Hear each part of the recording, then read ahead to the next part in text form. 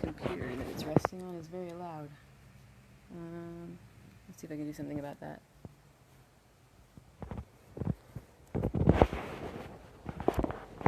It's probably better.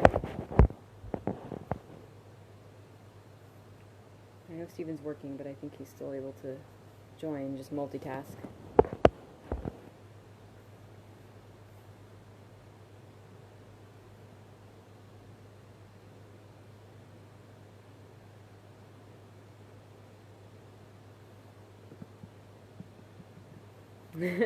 I mean, it's pretty much the same wall, it just doesn't have the posters on it.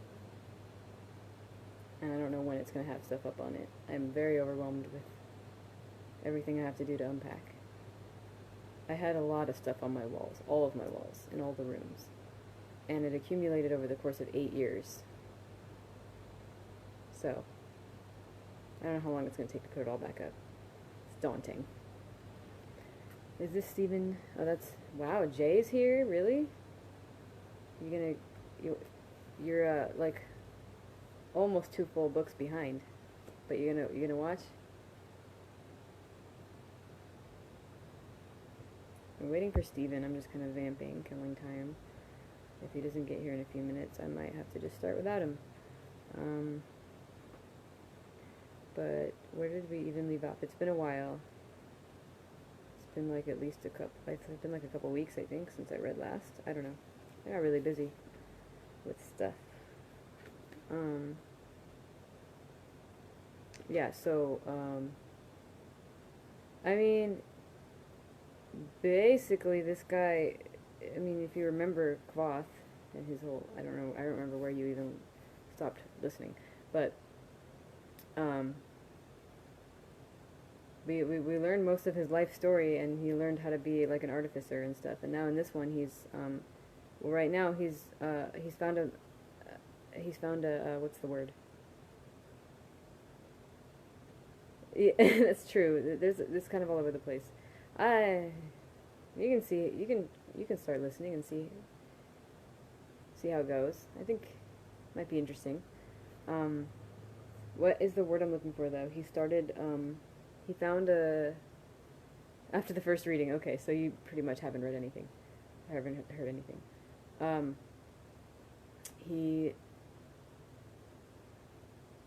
Oh my god, a person who like pays you. What the hell is the word? He was looking for, help me, Eric. I'm blanking on the word. He was looking for a patron. There it is. Yes, he found a patron, and then he found out that one of the other people that working for the patron was trying to poison the patron, and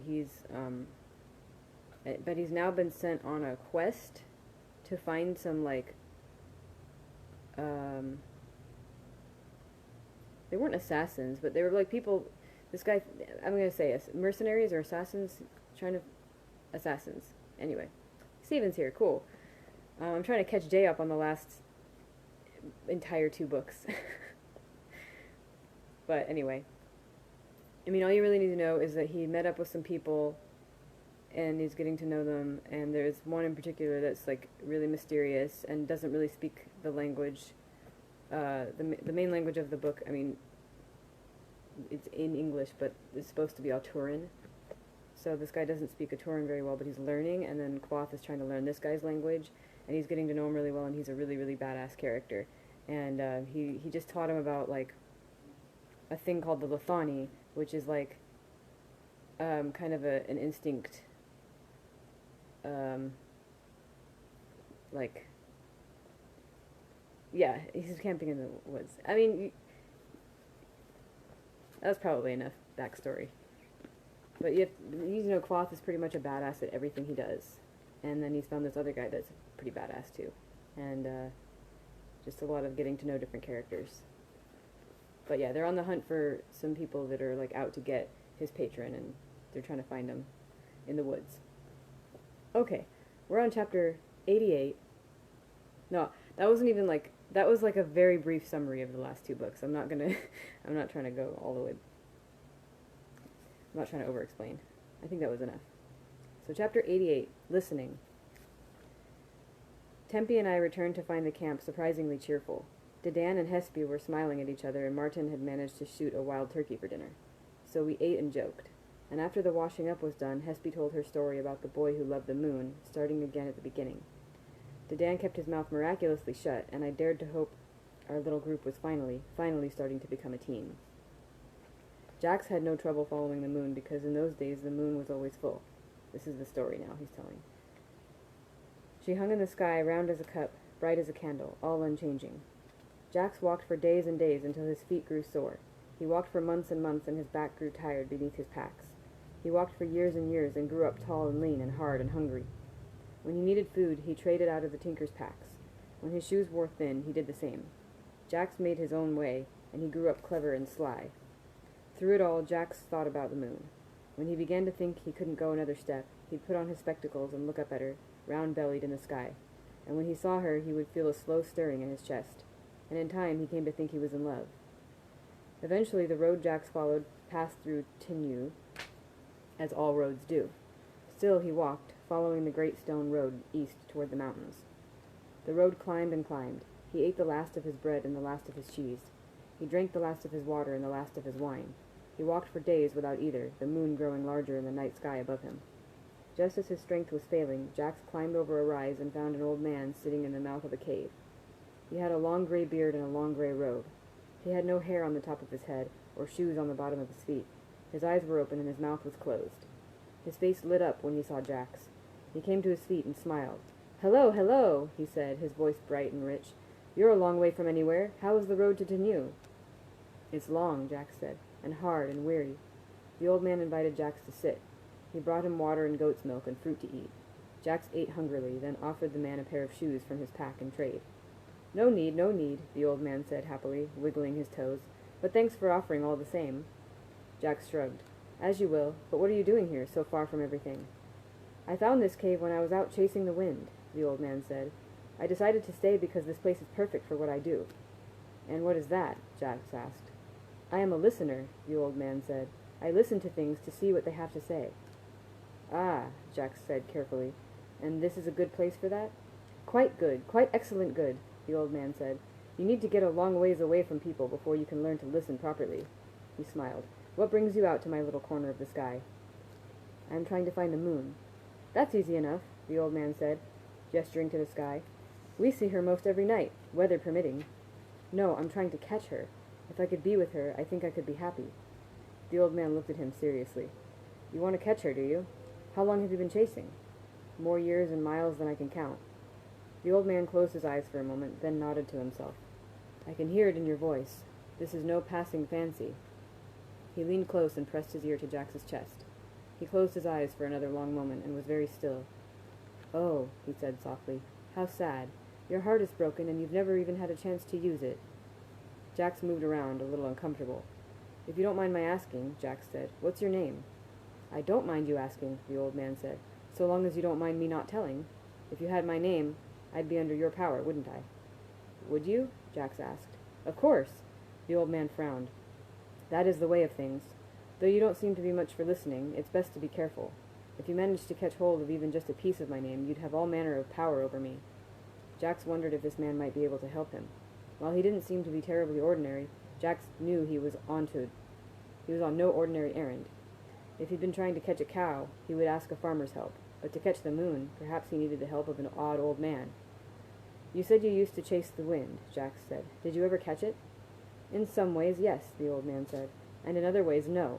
There are many ways of looking at that question, you see." "Could you help me catch the moon?" "I might be able to give you some advice," the old man said reluctantly. "But first you should think this over, boy. When you love something, you have to make sure it loves you back, or you'll bring about no end of trouble chasing it." Hespe didn't look at Dedan as she said this. She looked everywhere in the world but at him. Because of this, she didn't see the stricken, helpless look on his face. "How can I find out if she loves me?" Jax asked. "You could try listening," the old man said, almost shyly. "It works wonders, you know. I could teach you how."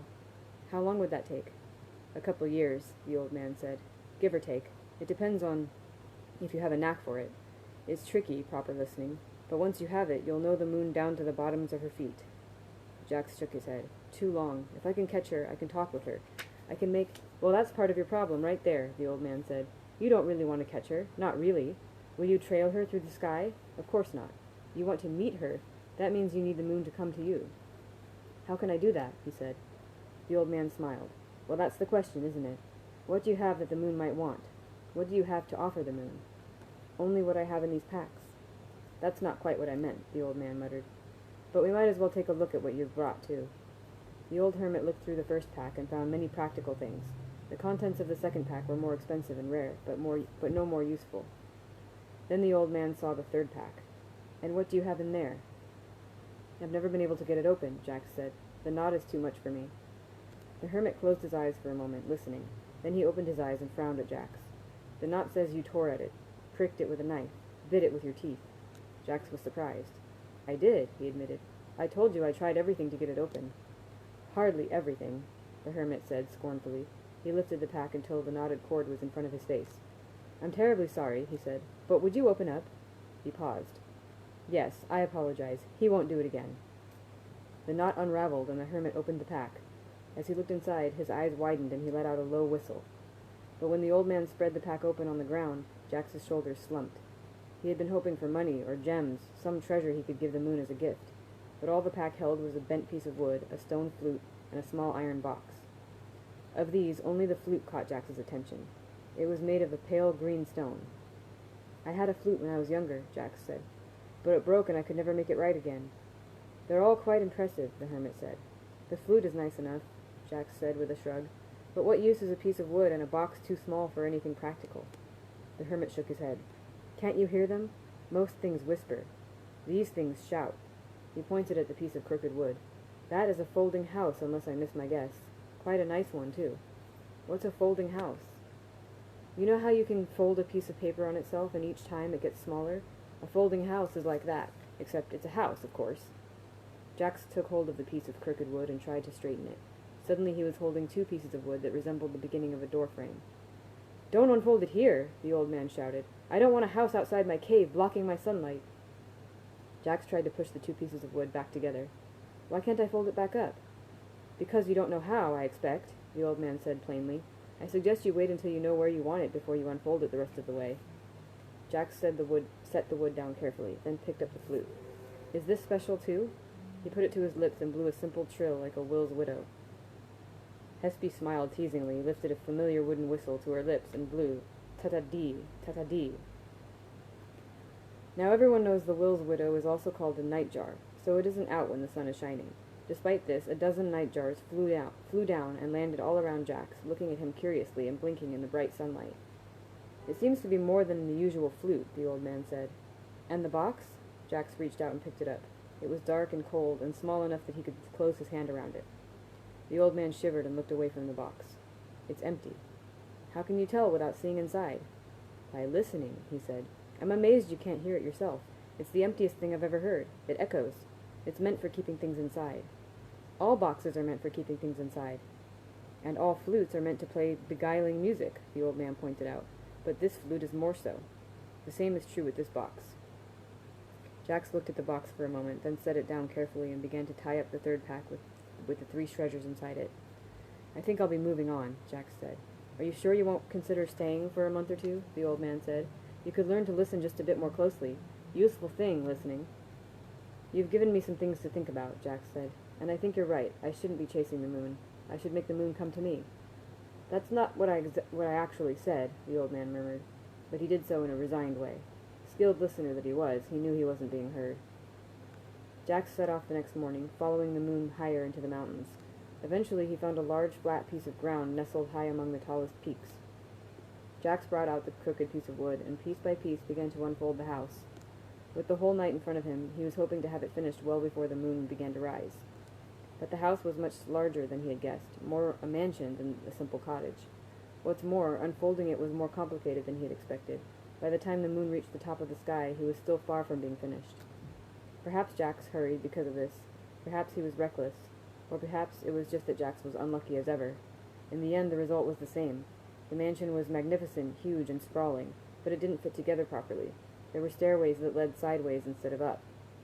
Some rooms had too few walls or too many. Many rooms had no ceiling, and high above they showed a strange sky full of unfamiliar stars. Everything about the place was slightly skewed. In one room you could look out the window at the springtime flowers, while across the hall the windows were filmed with the winter's frost. It could be time for breakfast in the ballroom, while twilight filled the nearby bedroom. Because nothing in the house was true, none of the doors or windows fit tight.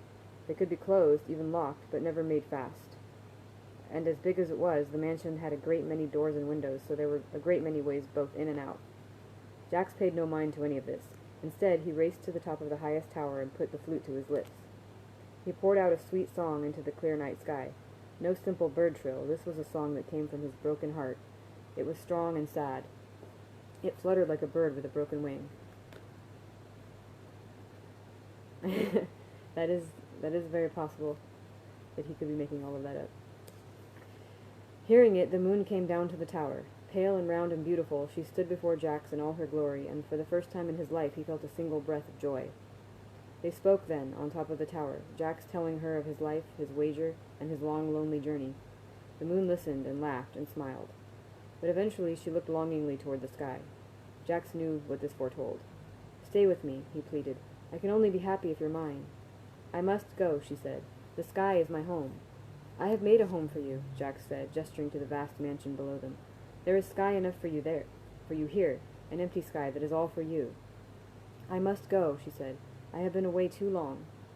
He raised his hand as if to grab her, then stopped himself. "Time is what we make it here," he said.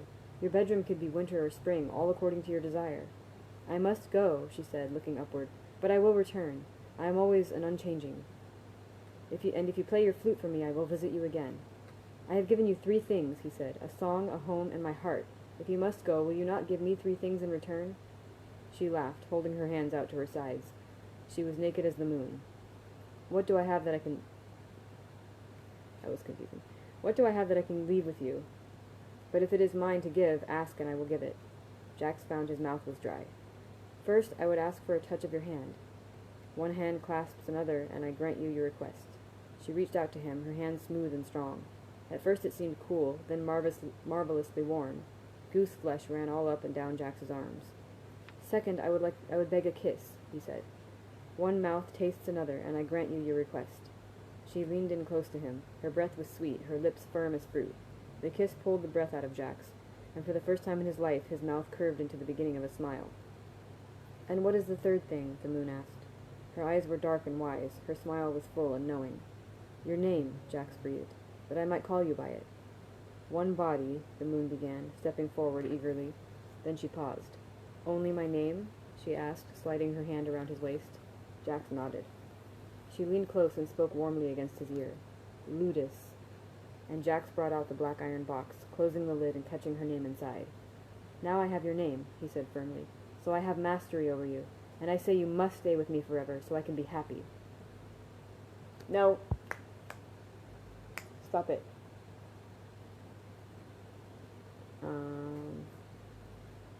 I don't know what noises I'm hearing. The cats are doing something. And so it was. The box was no longer cold in his hand. It was warm, and inside he could feel her name fluttering like a moth against a window pane. Perhaps Jax had been too slow in closing the box. Perhaps he fumbled with the clasp. Or perhaps he was simply unlucky in all things. But in the end he only managed to catch a piece of the moon's name, not the thing entire. So Jax could keep her for a while, but she always slips away from him. Out from his broken mansion, back to our world. But still, he has a piece of her name, and so she always must return. Hespe looked around at us, smiling. "And that is why the moon is always changing, and that is where Jax keeps her when she is not in our sky. He caught her, and he keeps her still, but whether or not he is happy is only for him to know." There was a long moment of silence. "That," Dedan said, "is one hell of a story." Hespe looked down, and though the firelight made it difficult to tell, I would have bet a penny she was blushing. Hard Hespe, who I wouldn't have guessed had a drop of blushing in her. "It took me a long time to remember all of it," she said. "My mother used to tell it to me when I was a little girl. Every night, always the same. She said she learned it from her mother." "Well, you'll need to make sure you tell your daughters, too," Dedan said. "A story like that is too good to let fall by the roadside." Hespe smiled. Unfortunately, that peaceful evening was like the lull that comes in the center of a storm.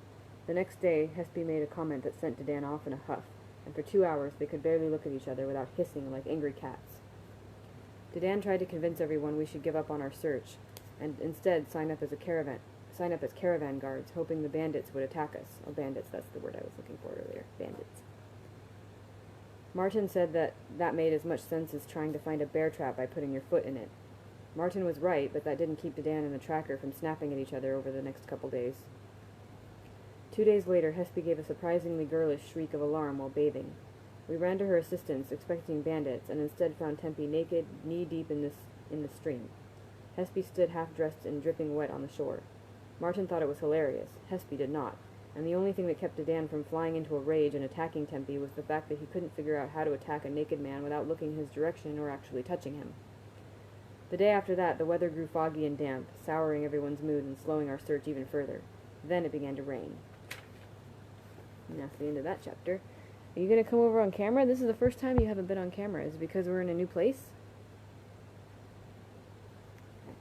Usually Louis is right here. The moon from Majora's Mask, that sounds absolutely terrifying. I have a drink of water. Don't knock it over. Come here. Come all the way over here. That's not where you should be standing. Come here. Thank you. Okay.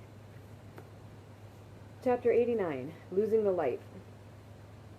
The last 4 days had been endlessly overcast and raining. At first the trees had given us some shelter, but we soon discovered that the leaves overhead merely held the rain, and the slightest stir of wind sent down showers of heavy drops that had been gathering for hours.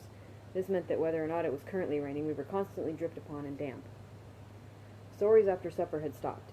Martin caught a cold, and as it worsened he grew sullen and sarcastic. And 2 days ago the bread had gotten wet.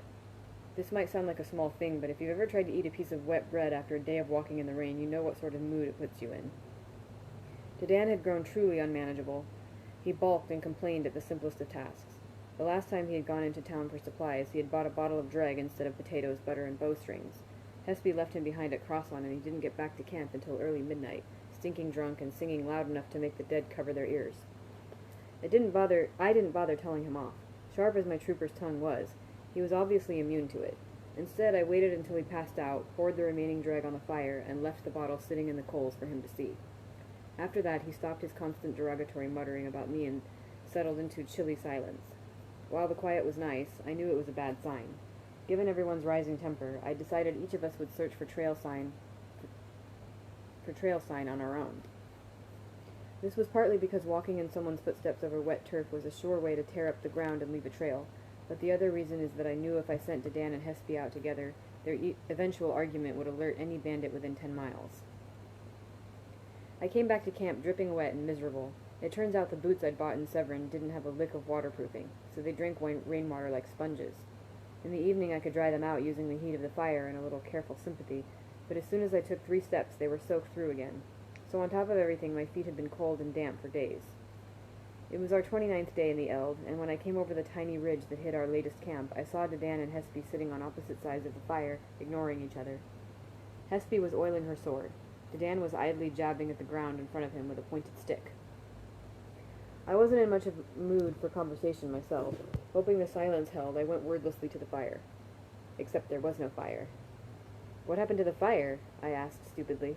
What had happened was rather obvious. It had been left to burn down to charred sticks and damp ashes. "It's not my turn to get wood," Hespe said pointedly. Dedan poked at the dirt with his stick. I noticed the beginnings of a bruise high on his cheek. All I wanted in the world was a little something hot to eat and 10 minutes with dry feet. It wouldn't make me happy, but it would bring me closer to happy than I'd been all day.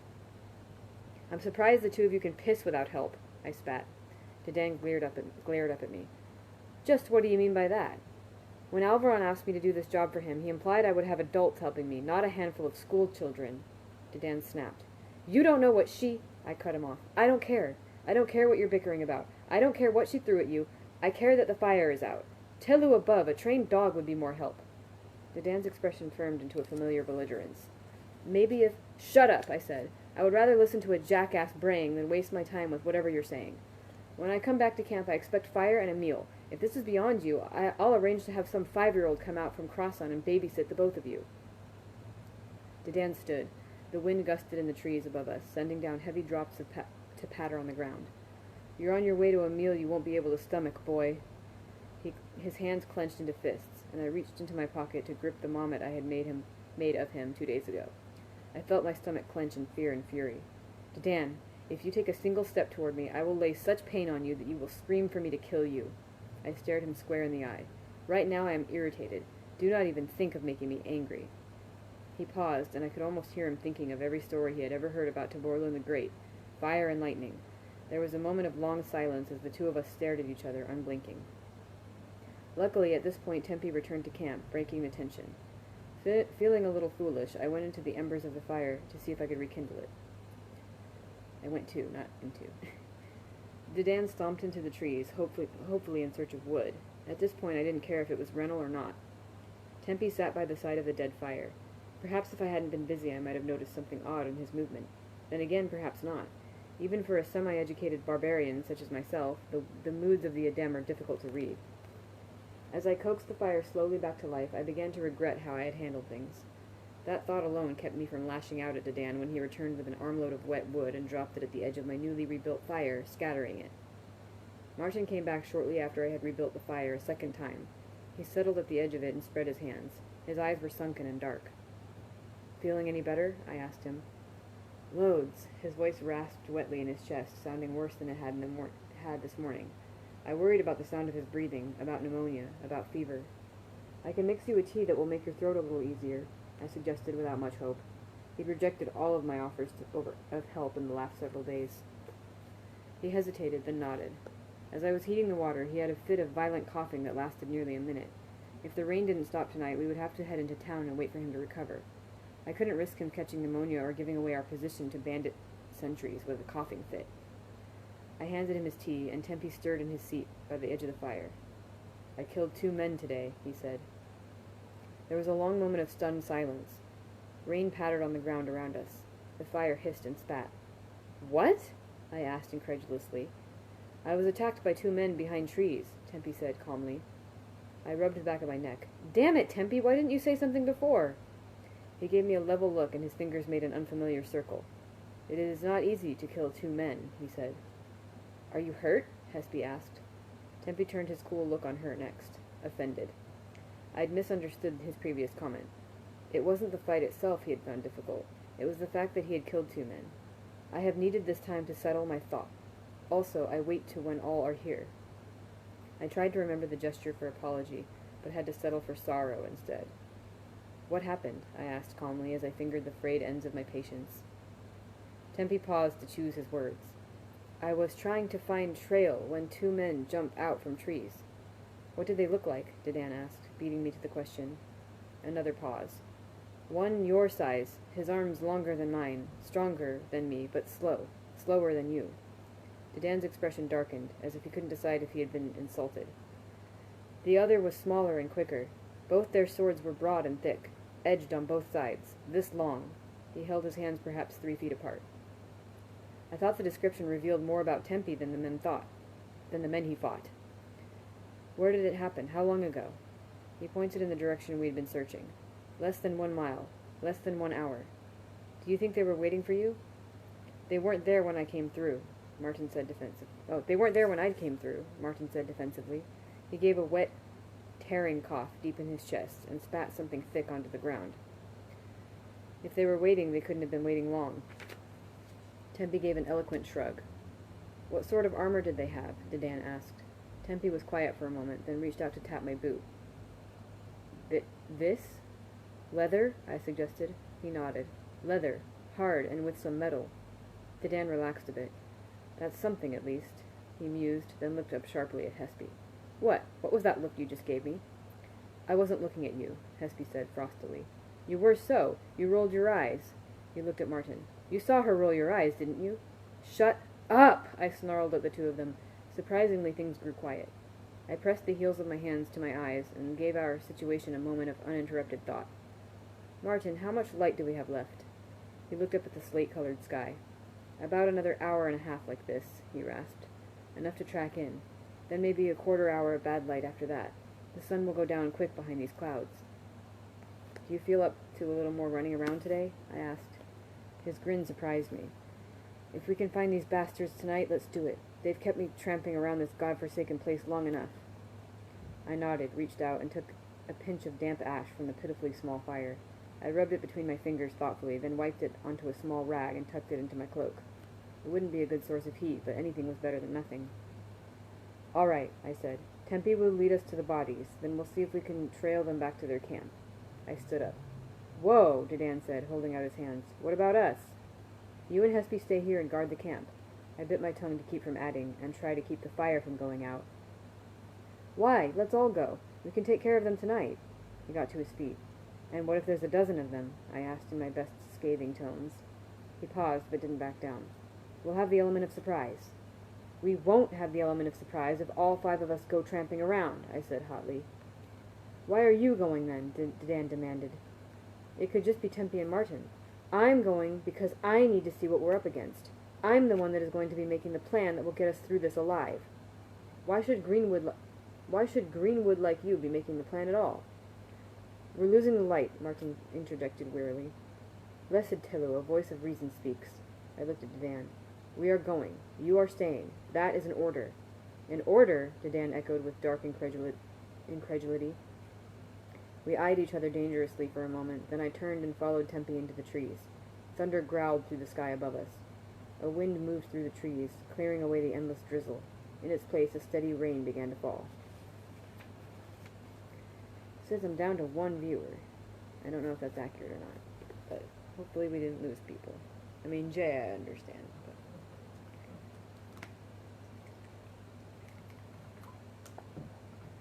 I'm precious. Alright. Chapter 90. To sing a song about. Tempe lifted the pine boughs that covered the 2 men. Laid carefully on their backs, they looked as if they were sleeping. I knelt at the side of the larger one, but before I could get a better look, I felt a hand on my shoulder. Looking back, I saw Tempe shaking his head. "What?" "Oh, that's the next word in the book, too." "What?" I asked. We had less than an hour of light left. Hunting down the bandits' camp without getting caught was going to be difficult enough. Doing it in a pitch-black storm would be a nightmare. "You should not," he said, firm, serious. "Troubling the dead is not of the Lethani. I need to know about our enemies. I can learn things from them that will help us." His mouth almost frowned, disapproval. "Magic?" I shook my head. "Looking only." I pointed to my eyes, then tapped my temple. "Thinking." Tempe nodded. But as I turned back to the bodies, I felt his hand on my shoulder again. "You must ask. They are my dead." "You already agreed," I pointed out. "Asking is the right thing," he said. I took a deep breath. "May I look at your dead, Tempe?" He nodded once, formally. I looked over to where Martin was giving his bowstring a careful inspection under a nearby tree. "Do you want to see if you can find their trail?" He nodded and pushed himself away from the tree. "I'd start over there." I pointed to the south between the 2 ridges. "I know my business," he said as he walked off, shouldering his bow. Tempe took a couple steps away, and I turned my attention to the bodies. One was actually quite a bit larger than Dedan, a great bull of a man. They were older than I had expected, and their hands had the calluses that mark long years of working with weapons. These were not disgruntled farm boys. These were veterans. Being kind of annoying about things is a little funny. "I've got their trail," Martin said, startling me. I hadn't heard the sound of him approaching over the low susurrus of falling rain. "It's clear as day. A drunk priest could follow it." There was a flicker of lightning across the sky and an accompanying grumble of thunder. The rain started to come down harder. I frowned and pulled the tinker's sodden cloak tighter around my shoulders. Martin tilted his head up and let the rain fall full on his face. "I'm glad this weather is finally doing us some good," he said. "The more it rains, the easier it will be for us to sneak in and away from their camp." He wiped his hands on his dripping shirt and shrugged. "Besides, it's not like we can get any wetter than we already are." "You have a point," I said, standing. Tempe covered the bodies with the branches, and Martin led us away to the south. Martin knelt to examine something on the ground, and I took the opportunity to catch up with him. "We're being followed," I said, not bothering to whisper it. They were at least 70 feet behind us, and the rain was rolling through the trees with a noise like waves against the shore. He nodded and pretended to point at something on the ground. "I didn't think you'd seen them." Nice pun, I like it. I smiled and stripped water from my face with a wet hand. You're not the only one here with eyes. How many do you think there are? 2, maybe 3. Tempe drew close to us. 2, he said with certainty in his voice. I only saw 1, I admitted. How close are we to their camp? No guess. Could be over the next hill. Could be miles off. There are still just these 2 sets of tracks, and I can't smell any fires. He stood up and started to follow the trail again without looking back. I pushed a low branch aside as Tempe walked past and caught a glimpse of movement behind us that had nothing to do with the wind or rain. Let's go over this next ridge and set a little trap. Sounds like the very thing, Martin agreed. Gesturing for us to wait, Martin crouched low and edged his way up to the top of the small rise. I fought the urge to look behind us while he peered over the lip of the ridge, then scampered over. There was a bright flash as lightning struck nearby. The thunder was like a fist in my chest. I startled. Tempe stood. This is like a poem, he said, smiling faintly. He made no attempt to keep the water from his face. Martin waved, and we stalked over the top of the ridge. Once we were out of sight of whoever was following us, I looked around quickly. Keep following the tracks up to that twisted spruce, then circle back, I gestured. Tempe hides there. Martin behind that fallen tree. I'll go behind that stone. Martin will make the first move. Use your judgment, but it will probably be best if you waited until they were past that broken stump. Try to leave one of them alive if possible, but we can't have them getting away or making too much noise. What will you be doing? Martin asked as we hurried to lay down a clear set of tracks as far as the twisted spruce tree. I'll be staying out of the way. The 2 of you are better equipped for this sort of thing, but I have a trick or 2 if it comes to that. We reached the tree. Ready? Martin seemed a little startled by my sudden barrage of orders, but they both nodded and went quickly to their places. I circled around and settled behind a lumpish upcrop of stone.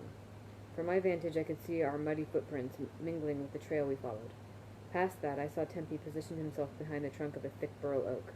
To his right, Martin nocked an arrow, drew the string back to his shoulder, and waited, motionless as a statue. I brought out the rag that held the pinch of ash and a slender piece of iron, holding them ready in my hand. My stomach churned as I thought about what we had been sent here to do. Hunt and kill men. True, they were outlaws and murderers, but men nonetheless. I deepened my breathing and tried to relax.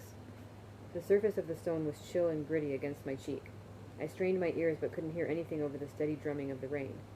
I fought the urge to lean farther around the edge of the stone and broaden my field of vision. Lightning flashed again, and I was counting the seconds until the thunder when I saw a pair of figures slink into view. I felt a sullen heat flare up in my chest. Shoot them, Martin, I said loudly. Dedan whirled around and was facing me with his sword drawn by the time I stepped from my hiding place. Hespe was a little more restrained and stopped with her sword halfway out of its scabbard. I put my knife away and walked to within a half-dozen steps of Dedan. The thunder rolled over us as I caught and held his eyes. The expression was defiant, and I did not bother to disguise my anger. After a long minute of silence, he looked away, pretending he needed to brush the water from his eyes. Put that away, I nodded to his sword. After a second's hesitation, he did so. Only then did I slide the thin piece of brittle steel I held back into the lining of my cloak. If we were bandits, you would already be dead. I moved my gaze from Dedan to Hespe and back again. Go back to camp. Dedan's expression twisted. I'm sick of you talking to me like I'm a kid. He jabbed a finger toward me. I've been in this world a lot longer than you. I'm not stupid. I bit down several angry responses that couldn't help but make matters worse. I don't have time to argue with you. We're losing the light, and you're putting us in danger. Go back to camp. We should take care of this tonight, he said.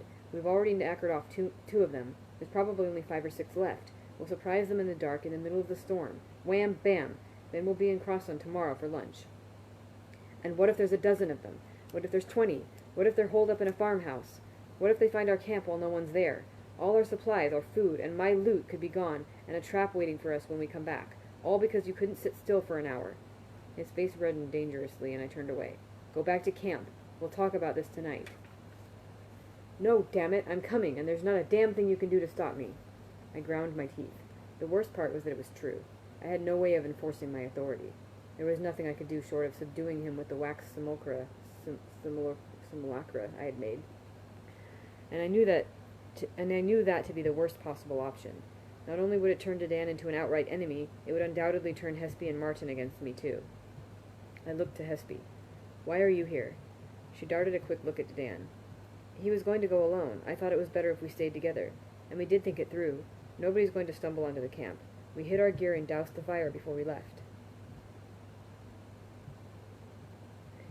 I gave a tight sigh and tucked the useless pinch of ash into a pocket of my cloak.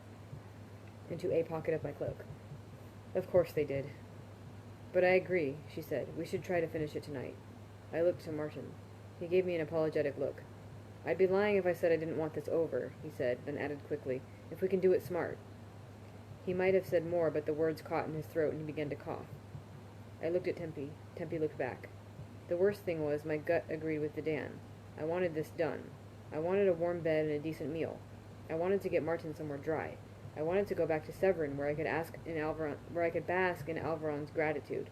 I wanted to find Denna, apologize, and explain why I had left without a word. Only a fool fights the tide. Fine. I looked up at Dedan. If one of your friends dies because of this, it will be your fault. I saw a flicker of uncertainty across his face, then disappear as he set his jaw. He had said too much for his pride to let him back down.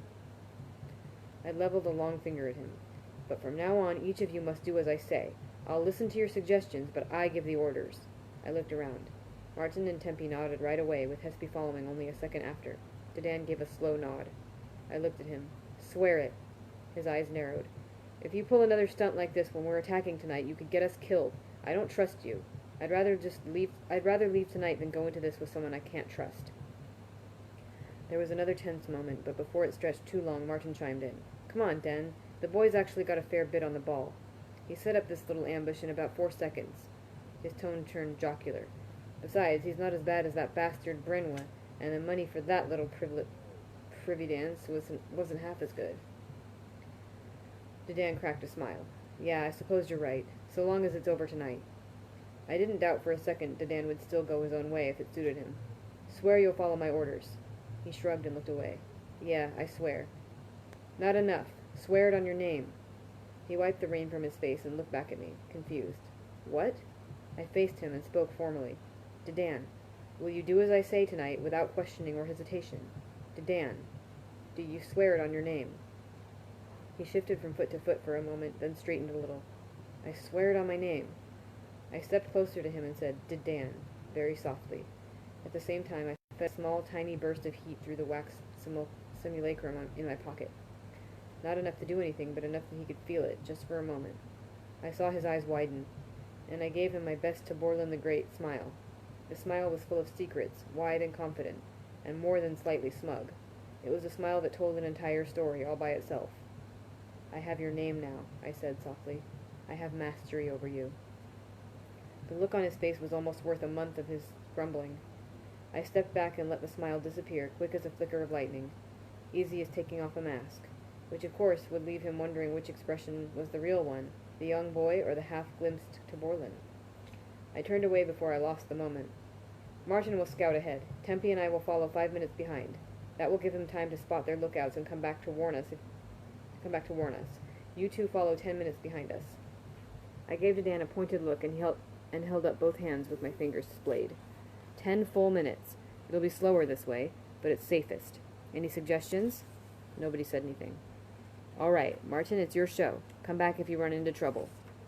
Count on it, he said, and soon passed from our sight, lost in the blurry green and brown of leaf and bark and rock and rain.